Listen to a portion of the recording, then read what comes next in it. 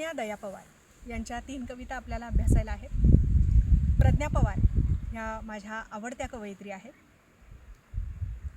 प्रज्ञा पवार यांचा परिचय आपण सगळ्यात आधी बघूया आणि मग त्यांच्या कविता. प्रज्ञा पवार या ठाणे येथील सतीश प्रधान ज्ञानसाधना महाविद्यालयात मराठीच्या सहयोगी प्राध्यापिका आहेत.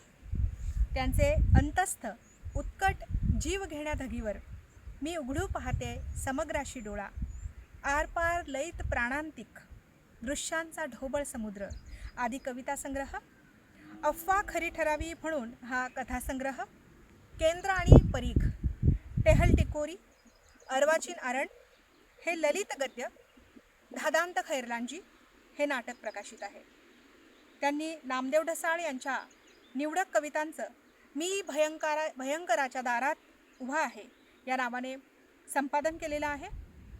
त्यांना महाराष्ट्र शासनाचा उत्कृष्ट वाङ्मय निर्मितीसाठीचा केशवसूत पुरस्कार, बालकवी पुरस्कार, इंदिरा संत विशेष पुरस्कार आणि गल ठोकळ विशेष पुरस्कार, तसेच यशवंतराव चव्हाण महाराष्ट्र मुक्त विद्यापीठाचा विशाखा पुरस्कार, बासी मर्ढेकर राणा पवार स्मृती पुरस्कार, महाकवी अश्वघोष पुरस्कार, उषा दाता स्मृती पुरस्कार, इंदिरा संत विशेष पुरस्कार, कवी केशवसूत, अवावर्टी, कवयित्री शांता शेळके, बिरसा मुंडा, माता भीमाबाई आंबेडकर, पी सावळाराम, बोधिवर्धन आणि वनिता समाज गौरव इत्यादी पुरस्कार प्राप्त झालेले आहेत. यादी खूप मोठी आहे.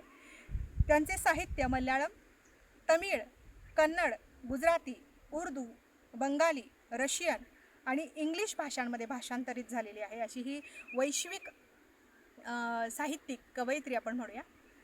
आणि त्यांची जी पहिली कविता आपल्याला अभ्यासायला आहे तिचं शीर्षक आहे मॉलने ओसंडून गच्च वाहणाऱ्या. मॉलने ओसंडून गच्च वाहणाऱ्या. कवी म्हणा अथवा कवयित्री, काहीही संबोधा, पण खरंच त्यांच्या असण्याने काय काय घडायचं थांबतं.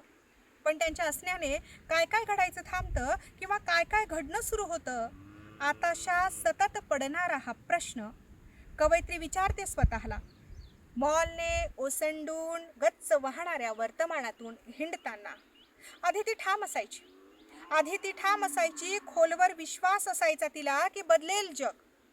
याहून निराळं असेल वास्तव, असेल स्वप्नांचा एक दरवाजा सताड उघडलेला, जिथं प्रत्यक्षात उतरलेलं असेल अपार कोवळीकीने भरलेलं ऊन, असेल सर्वांनाच अर्धी चतकोर का होईना भाकर, देहाभोवती पटकूर आणि माथ्यावर बिनघोर छप्पर.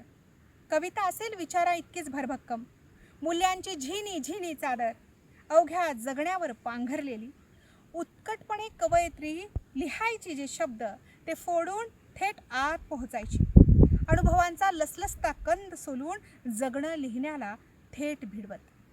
अजूनही वळवता येईल कष्टकऱ्यांच्या यातनेचा आणि भनंगांच्या वेदनेचा दाह कवितेच्या मुळाशी. कविता निरर्थक ठरवल्या जाणाऱ्या इंडिया शायनिंगच्या चकचकीत पडद्यावर कवयित्री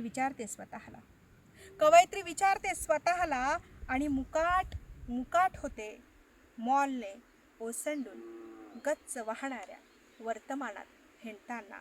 मॉलने ओसंडून गच्च वाहणाऱ्या वर्तमानात हिंडताना. प्रज्ञाताईची दुसरी कविता आहे. तिचं शीर्षक आहे शो मी युअर जलवा. याच्या गळ्यात अडकवलंय मडकं, याच्या मेंदूत रोवली गुलामीची रोप. याच्या गळ्यात अडकवलंय मडकं, याच्या मेंदूत रोवली गुलामीची रोप. ढुंगणाला बांधलाय गच्च खराटा, हा झाडतोय कार्यकरणाचा फुफाटा. हा घेतोय अभ्यास वर्ग, हा उचंबळतो 150-200 चॅनल्सच्या हृदयावर हुकूम. दिसावं कसं, बोलावं कसं, हसावं कसं. दिसावं कसं, बोलावं कसं, हसावं कसं, हा दाखवतो झुळझुळतं फ्रेश दृश्य. अँगल सकट बदलणारं सोफिस्टिकेटेड लीड बिडाटात. जिवंत तरळतो तो सोमालियातला भूकबळीत, इराकच्या बेचिराखीत, अमेरिकेच्या बुलिमियात. हा विहरतो रामदेव बाबाच्या केसाळ छातीत नि एकता कपूरच्या करवा चौथ सिरियलीत. याने भूतकाळावरून फिरवलेत रोड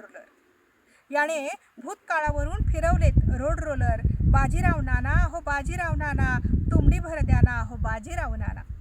यानं पुसलेत अधिनायक, यानं पुसलेत अधिनायक. पुसला रायरंद, पुसला सोंगाड्या, पुसला नाचा, पुसला नाचवणारा.